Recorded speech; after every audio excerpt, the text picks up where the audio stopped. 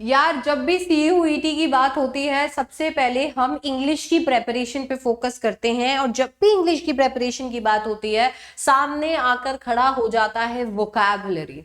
और वोकैबुलरी को कैसे आप बिल्ड कर सकते हो, कैसे आप वोकैबुलरी अच्छी कर सकते हो, उस पे आपको ढेरों वीडियोस मिल जाते हैं। बट अगर आप उन वीडियोस को फॉलो भी करते हो तो भी आप रियलिस्टिक तरीके से शायद आपकी एक्सपेक्टेशन मीट भी नहीं कर पाते, क्योंकि जब आप उन वीडियोस को देखते हो तो आपको ऐसा लगता है कि जैसे ही मैं ये वीडियोस में बताई गई सारी बातें फॉलो कर लूंगा मैं तो शशि थरूर बन जाऊंगा, जो कि पॉसिबल नहीं है आपके पास जितना टाइम है उतने में। वोकैबुलरी एक ऑनगोइंग प्रोसेस है और इसे बिल्ड करते रहना पड़ता है उस लेवल की इंग्लिश पे पहुंचने के लिए। तो आज इस वीडियो में मैं आपको एक रियलिस्टिक वोकैब प्लान दूंगी, नॉट जस्ट फॉर सीयूईटी। आप किसी भी एंट्रेंस एग्जाम के लिए इसे फॉलो कर सकते हैं, and if you follow this you will be able to, I am not over promising, you will be able to complete, you will be able to learn 300 to 350 usable words. अब जब आप ये 300 to 350 word सुनते हो तो आपके अंदर का एम्बिशियस बच्चा कहते हैं इतनी, कम से कम 3000 शब्द तो होने चाहिए थे। बेटा खुद से पूछ के देखो कि क्या सिर्फ एक 3000 वर्ड्स की पीडीएफ को पढ़ लेना, उन्हें याद कर लेना होता है? क्या आप 3000 वर्ड्स अगर सिर्फ पढ़ लेंगे तो जब मैं उन वर्ड्स का मीनिंग पूछूंगी आप रिकॉल कर पाएंगे? क्या आप उन्हें अपने मुताबिक यूज कर पाएंगे? क्या आप एमसीक्यूज में उनको देखकर एलिमिनेशन कर पाएंगे? नहीं। हमें चाहिए कि हम चाहे 300 से 350 वर्ड्स ही करें। बाय द वे जो प्लान आज मैं दे रही हूँ जस्ट फॉर 30 डेज। सो अगर आपके पास में अच्छा खासे 2, 4, 5 महीने हैं तो ये आप इंटू कर लीजिए उन महीनों में। तो अगर आपके पास आपके सीयूईटी एग्जाम के लिए 3 महीने हैं तो आप इसको इंटू 3 कर लीजिए। मैं आपको अभी जो प्लान दे रही हूं इट्स जस्ट 30 डेज प्लान, ठीक है? तो अगर आप 30 डेज के अंदर इतने यूजेबल वर्ड्स भी लर्न कर पाए प्रॉपरली, आपको सीयूईटी में कोई नहीं हरा सकता, ठीक है? तो अगर आप फॉलो करते हो, you'll be able to learn these words, you'll be able to master reading comprehension, because reading comprehension is all about vocabulary. You'll be able to do pattern questions with utmost accuracy. अब ये plan क्या है? सबसे पहले तुम्हें चाहिए तुम्हारे दिन के 30 से 35 मिनट। अब इन 30 से 35 मिनट में हम ये करने की कोशिश करेंगे कि 8 से 10 नए वर्ड सीखेंगे और 3 से 5 रिवीजन वर्ड सीखेंगे। ऐसे वर्ड जो कि हमने जब पहले सीखने शुरू किए थे हमने उन्हें स्टार कर दिया, हमें वो अच्छे लगे, अपने कभी किसी क्वेश्चन में दिखे, अपने सिलेबस में दिखे, हो सकता है डिफिकल्ट टू लर्न लगे। आपको जो भी ऐसे वर्ड्स लगे जिन्हें आप स्टार कर सकते हो, वो 3 से 5 ऐसे वर्ड जो है वो आपके रिवीजन वर्ड्स हो जाएंगे। तो हमारा टारगेट होगा इन वर्ड्स को 30 से 35 मिनट में टारगेट करना। देखो जिसकी वोकैबुलरी बनी बनाई होती है वो यहां तक वीडियो को देखेगा ही नहीं, और अगर तुम यहां तक वीडियो को देख रहे हो दैट मींस तुम्हारी वोकैबुलरी अच्छी नहीं है। तो तुम चुपचाप समय देना शुरू कर दो अपनी वोकैबुलरी को, क्योंकि अगर तुम आलस कर गए इस प्रोसेस के अंदर तो तुम आज शुरू नहीं करोगे, कल शुरू नहीं करोगे, किसी एक दिन शुरू करोगे और तब तुम रियलाइज करोगे कि मेरा टाइम तो चला गया। जहां मैं 300 वर्ड 350 वर्ड सिर्फ 30 दिन के अंदर कर सकता था, अब मेरे पास उतना टाइम भी नहीं रहा। तो टाइम रहते शुरू कर लो, और बिल्कुल बस ये मत सोचो कि ओ इतना मेहनत करना पड़ेगा, मेहनत करनी पड़ेगी। अब ये जो 8 से 10 नए वर्ड्स हम देखेंगे, इन 8 से 10 नए वर्ड्स के लिए हम 7 से 8 मिनट निकालेंगे, ठीक है? इन 3 से 5 रिवीजन वर्ड्स के लिए हम 4 से 5 मिनट निकालेंगे। पर हमारा वोकैबुलरी सिर्फ इतने में खत्म नहीं होगा। हम जो वर्ड सीखेंगे वो वर्ड्स का यूसेज, उनका कॉन्टेक्स्ट के लिए 6 से 7 मिनट निकालेंगे। उन वर्ड्स की एक्टिव रिकॉलिंग के लिए 6 से 7 मिनट निकालेंगे। एग्जाम में वो वर्ड्स कैसे काम आएंगे उसके लिए 6 से 8 मिनट निकालेंगे, और तब जाके वो वर्ड्स ऐसे पक्के हो जाएंगे कि दिखने में तो तुम्हें यही लगेगा कि तुमने 8 से 10 वर्ड्स करे हैं, बट जब तुम ये सब करके उठोगे तो तुम नहीं भी तो 30 से 40 शब्द कर चुके होंगे। I tell you how. जब तुम अपने वर्ड्स करना सीखो तो स्टेप नंबर 1 होगा वर्ड। तुम्हारा जो वर्ड आज तुम्हें याद करना है, तुम्हारा जो यूजेबल वर्ड है वो वर्ड यहां आ जाएगा। उस वर्ड का मीनिंग तुमने गूगल पे देखा, चैट जीपीटी पे देखा, जहां पर भी देखा, उसे अपने शब्दों के अंदर तुम यहां लिखो। तो तुम्हारा जो भी वर्ड हो उस वर्ड के एडजेसेंट अपने शब्दों में, सिंपलर शब्दों के अंदर उसका मीनिंग लिख दो। वो कौन सी पार्ट ऑफ स्पीच है, वो नाउन है, प्रोनाउन है, वर्ब है, एडवर्ब है, एडजेक्टिव है, प्रेपोजिशन है, कंजंक्शन है, क्या है वो यहां लिख दो। उस वर्ड का सिनोनिम और एंटोनिम, एक सिनोनिम एक एंटोनिम। अगर तुम बहुत एम्बिशियस हो, बहुत ज्यादा सिनोनिम और एंटोनिम्स का अपना ये वर्ड बैंक बनाना चाहते हो, तो ज्यादा सिनोनिम्स एंड एंटोनिम्स जो भी तुम उस वर्ड पे मिल पाए वो तुम यहां लिख दो, ठीक है। एंड आ जाएगा उस वर्ड से जुड़ा हुआ एग्जाम्पल। अभी कहा था कि करने को तो तुम 10 ही वर्ड करोगे, पर ये सब करते करते तुम बहुत सारे वर्ड सीख जाओगे, क्योंकि जब तुम एक ही वर्ड के सिनोनिम और एंटोनिम्स निकालोगे तो एक वर्ड के साथ एटलीस्ट मिनिमम तुम 2 वर्ड और याद कर रहे होंगे उसके सिनोनिम और एंटोनिम के रूप में। तो एक वर्ड बोले तो तुम 3 वर्ड याद कर रहे होंगे, है ना। बट एनीवे, तो तुम इस तरीके की अपनी टेबल अपने नोटबुक में बनाओ और तुम्हारे वर्ड्स लिखना, मीनिंग, आपके part of speech, synonym, antonyms और आपके एग्जाम्पल के साथ शुरू कर दो। This is your step number 1। अब तुम्हें 6 से 7 मिनट इस पूरी प्रक्रिया में लग गए, तुमने वर्ड को याद करने की कोशिश की, लिखा, समझा, हो गया।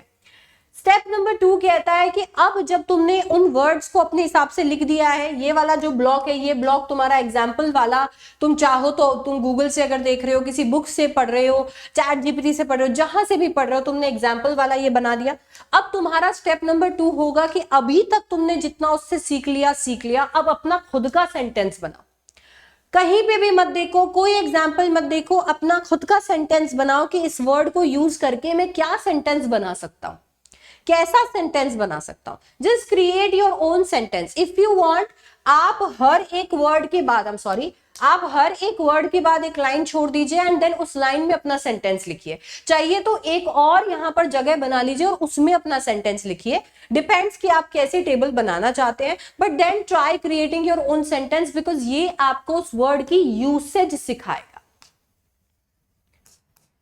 फिर हमें मास्टर करना है कि भैया वो वर्ड को देख के क्या तुम उसकी टोन बता सकते हो। तुम बता सकते हो कि क्या ये क्रिटिकल टोन का वर्ड है, ऑप्टिमिस्टिक है, पेसिमिस्टिक है, एनालिटिकल है। आप क्या उसका टोन बता सकते हो, बिकॉज ये कंपेटिटिव एंट्रेंस और गवर्नमेंट एग्जाम में सबसे ज्यादा पूछा जाता है। अगर तुम नहीं बता पा रहे हो तो you can always Google, take some help, because अभी तुम केवल अपनी वोकैबुलरी बिल्डिंग प्रोसेस पे हो। अब जब ये सब कुछ हो जाता है, ये सारी चीजें तुम पढ़ लेते हो, समझ लेते हो, एक बार आप अपने दिमाग से निकाल लेते हो, इसे याद करने की कोशिश कर लेते हो, तो तुम आ जाते हो स्टेप नंबर 3 पे। इस मोमेंट पे तुम अपना रजिस्टर बंद करते हो और कोशिश करते हो कि जो वर्ड्स तुमने आज पढ़े हैं, पहले तो तुम वो सारे वर्ड्स रिपीट कर लो। तुम वो सारे वर्ड्स रिपीट कर पाओ, उन वर्ड्स के साथ साथ क्या मीनिंग थे, क्या सिनोनिम थे, क्या एंटोनिम्स थे, उन्हें रिपीट कर पाओ। एंड इसके साथ साथ जो वर्ड्स तुमने पिछले दिन किए होंगे यानी डे 1 किए होंगे, उन्हें भी तुम एक्टिवली रिकॉल कर पाओ कि कल मैंने ये वर्ड किया था, ये वर्ड किया था, ये वर्ड किया था, ये वर्ड किया था।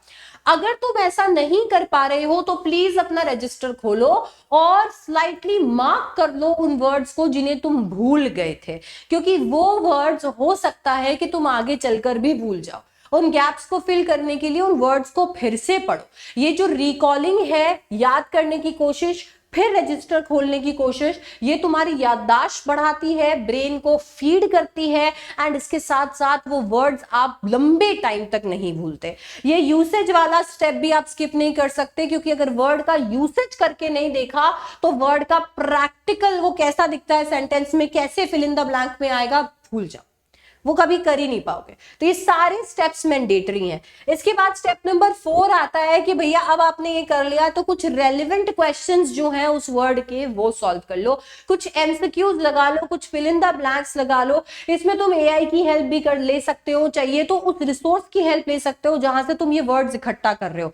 क्या ये वर्ड्स तुम किसी आर्टिकल से खुद निकाल रहे हो, क्या ये वर्ड्स तुम किसी रिपोर्ट से बना रहे हो, क्या ये वर्ड्स तुम सीयूईटी की किसी बुक से निकाल रहे हो, या फिर ये वर्ड्स खुद तुम गूगल या चैट जीपीटी से निकाल रहे हो। तो जिस भी रिसोर्स से तुम निकाल रहे हो वहीं से तुम अपने एमसीक्यूज जो है वो बना के उन्हें सॉल्व करना शुरू कर दो, क्योंकि जब तुम ये करोगे तो तुम एग्जाम रेडी हो जाओगे। और यही जरूरी है कि भैया एग्जाम में जब मुझे वो वर्ड दिखे तो मैं उसका आंसर दे पाऊं।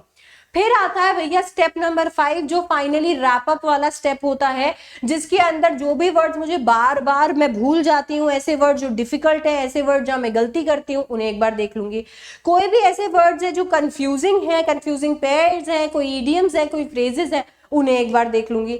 कोई एमसीक्यूज में गलती करी है, कहीं पर गलती करी है, उन्हें एक बार देख लूंगी एंड देन अपना रजिस्टर बंद कर दूंगी। याद रखो कि तुम्हारे पास अगर 30 दिन का टाइम है तो इसका मतलब है कि तुम्हारे पास 4 हफ्ते हैं।